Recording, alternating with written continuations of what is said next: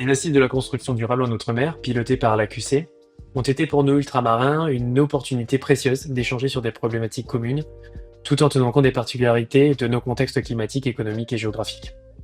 Ces échanges ont mis en lumière la nécessité de mieux synthétiser les besoins et attentes spécifiques des départements, régions et collectivités d'outre-mer, particulièrement aux défis posés par le changement climatique et dans le contexte de notre insularité.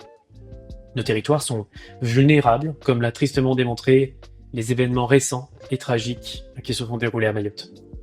Dans ce cadre, je voudrais insister sur deux axes d'action retranscrits dans le livre blanc. Premier axe, le cadre normatif. Il est indispensable de développer des certifications RUP, régions ultrapériphériques, véritablement adaptées à nos réalités. Alors, l'objectif n'est pas d'assouplir les normes européennes, mais de les adapter pour qu'elles répondent pleinement à nos spécificités.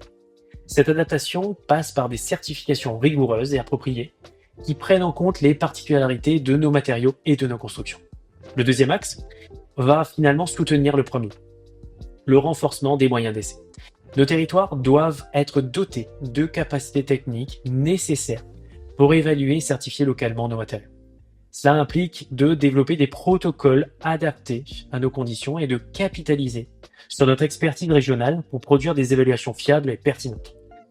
À titre d'exemple, à La Réunion, nous avons développé le centre d'essai universitaire l'ABIMAC qui répond à un triple objectif: former, innover, accompagner le développement de matériaux alternatifs locaux. Le projet n'est qu'à son début et il demande à être renforcé.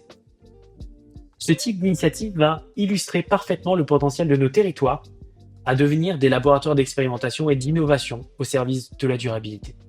Ces priorités, bien que cruciales, ces deux axes que j'ai présentés, ne doivent pas éclipser les autres recommandations formulées dans le livre blanc.